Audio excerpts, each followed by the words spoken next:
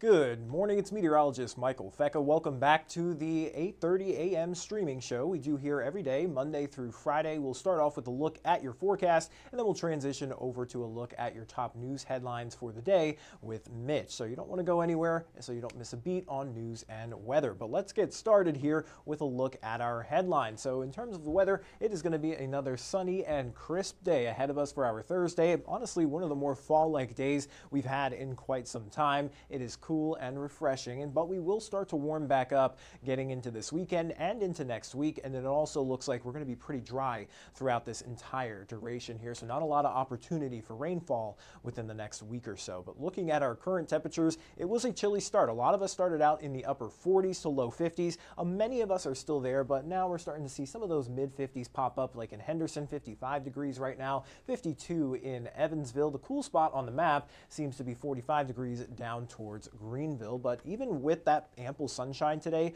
we're not tracking out any showers or clouds. It's going to be difficult for these temperatures to really warm up. We're only going to warm all the way up into the upper 60s to right around 70 degrees this afternoon. But otherwise, it is going to be a beautiful day to head out to the Fall Festival. If you have plans to do so, either early in the morning or maybe even later on this evening, maybe want to bring a light jacket or a sweatshirt just to combat some of those chillier temperatures. But overall, it is going to be very enjoyable tonight. So overnight, it is going to be chilly again, dropping down into the lower 40s. Now, I wouldn't even be surprised if a few spots bottomed out in the upper 30s, but I don't think that's going to be a widespread issue. So frost shouldn't really be a problem. But if you do have any potted plants that you really care about that are out on the front porch or anything, maybe just bring them inside tonight to protect them from those colder temperatures. But tomorrow, put them back out. Temperatures get back up into the lower 70s with plenty of sunshine through much of the day. But we are tracking out a dry cold front that's going to be moving through for Friday night into early Saturday morning, and that will give us the chance for at least some clouds and maybe a sprinkle, but I'm not really placing any bets on that. But looking at your weekend forecast here, Saturday, Sunday, while we'll start off with a few clouds, we will become mostly sunny, and then we'll hold on to sunny skies through the day on Sunday. But temperatures, most importantly, topping out in the mid to upper 70s now for Saturday and Sunday, and even as we go through much of next week. But during that time frame, I mentioned it is going to be dry again. We had that beneficial rainfall earlier this week, but that's really the only rain we've had so far in the last several days, and it doesn't look like we're going to be getting much here in the next 7. So that drought that we've been talking about, it has gotten a little bit better. However, I do think these drier patterns with that one-off day or 2 days where we get the rain isn't really enough to cut it and erase the drought completely. So I expect that to either stay the same or maybe even get a little bit worse through next week. But tracking out everything through next week, starting out Friday, we have that cold front moving through. Again, it's a dry front, but there is that chance for maybe a sprinkle in southern Illinois, but most of us will just see some partly cloudy skies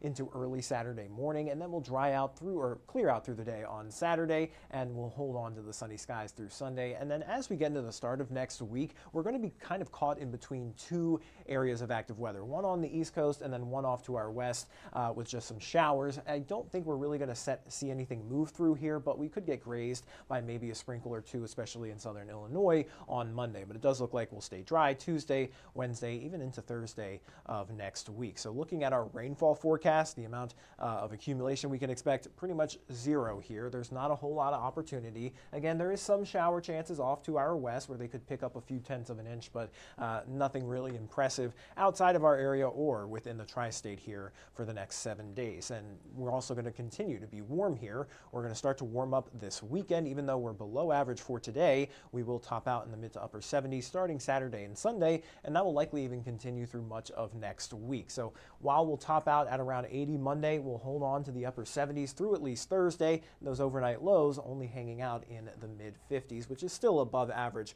for this time of year. The only night where we're really going to be below average is going to be tonight into early tomorrow morning with those lows in the lower 40s. So a nice little taste of that cool, refreshing fall air for today and tomorrow, but it does start to warm back up a little bit more over the next few days. Now, outside of the tri-state, we're going to take a look at some of the tropics. Again, it's pretty active for this time of year. We've got systems out in the Atlantic and the Pacific basins. We're going to start off here in the Pacific. We have two tropical storms. Priscilla is a little bit farther to the north and a little bit stronger, sustained wind speeds of around 50 miles per hour, and it's moving off to the northwest at around 8 miles per hour. And then we have Octave right behind it, and that's only got wind speeds of around 40 miles per hour sustained, and that is also pretty disorganized at this point. Central pressure not all that low. And then out in the Atlantic, we have Tropical Storm Jerry, the strongest of all the three right now. 65 mile per hour sustained wind speeds. Movement is west-northwest at around 20 miles per hour. But if we put them into motion, you could see that both basins here aren't looking at a direct landfall of any sort. So looking at the tropical systems in the Pacific, it looks like Octave is just going to kind of spin itself out here and not really move all that much. But Priscilla may bring some of that deep tropical moisture to more arid areas like the desert Southwest. That may prompt some heavy rainfall and even some flooding issues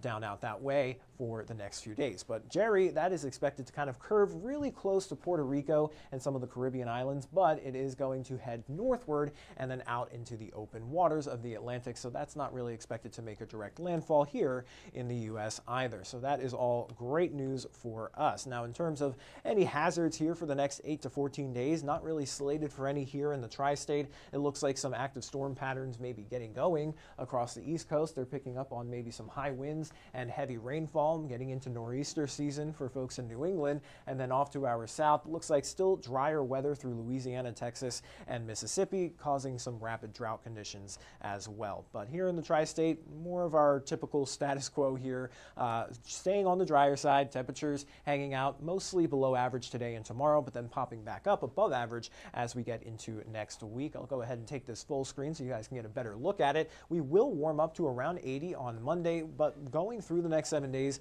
very little opportunity for rainfall here, so we'll likely just stay on the drier side. But that's all I've got here for the forecast. I'm going to send things now over to Mitch for a look at your top news headlines for the day.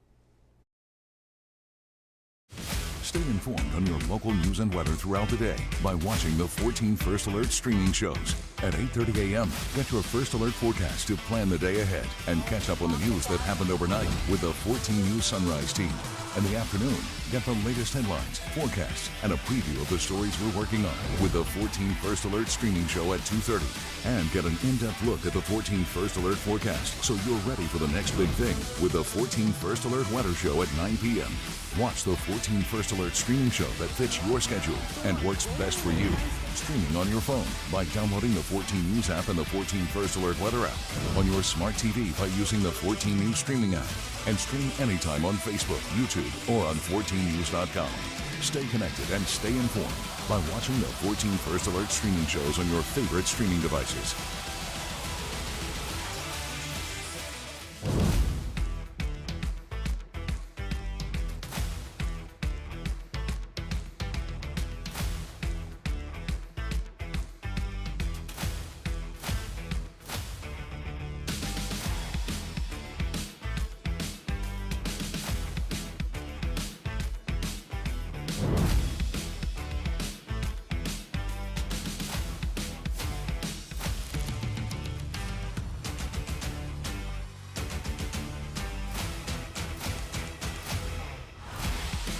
Well, good morning and thanks for joining us here for the news portion of your 8:30 stream show. I'm Mitch Carter. Going to get right into a couple of headlines here. Casey once again working the evening shows for us, so just myself and Michael today. He just gave a great forecast there. We'll get right into the news portion here. So starting off, happening late tonight and into early tomorrow morning, the state of Indiana will execute rapist and murderer Roy Lee Ward. The 53-year-old was convicted in the brutal killing of 15-year-old Stacey Payne in Spencer County back in 2001. And over the past several months, Ward's defense team has tried delaying the execution through lawsuits and clemency hearings. However, our NBC sister station, WTHR, is reporting those lawsuits have now been dropped. Furthermore, Governor Mike Braun and the Indiana Supreme Court have both rejected now a delay to the execution. Again, the execution is scheduled to happen before sunrise tomorrow morning up north in Michigan City, Indiana. Of course, as that approaches here, we'll continue to keep you updated. And shifting gears here, also happening tonight, the Cornerstone Church in Christie will be holding a prayer vigil for Stacey Payne. Leaders say it's in support of Payne's family. It's all happening in the church's sanctuary tonight at 7 o'clock. Officials say they'll be honoring Stacey's life through music and memories. Now shifting gears here to some happier, lighter news, around 750 kids with special needs were able to get out of class and attend the Fall Festival yesterday because it was Special Kids Day at the Fall Fest. Inviting students from all over the tri-state there to participate, the West Side Nut Club has been doing Special Kids Day for about 40 years, giving kids the opportunity out there to play games, ride rides, and enjoy some of the food.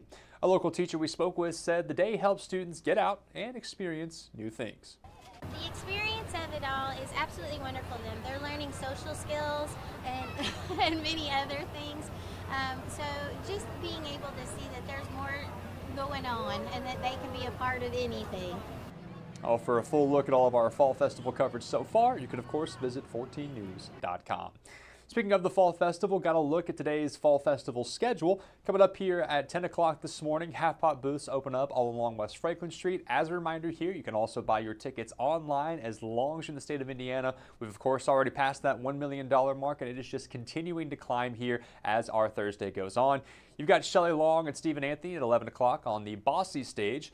Kiddie rides open up at noon and all rides open up at 2. There's also a packed schedule moving forward into the evening and tonight. So at 4 o'clock, you've got Bourbon Revival on stage 2. You've got the USI basketball team intros at 6 on the Bossy stage. After that at 7, you have Youth of the Day High School edition. You then have Amateur Hour Night 4 directly after that at 7:15. And then at 8 o'clock, How to Go is closing out the night on stage 2.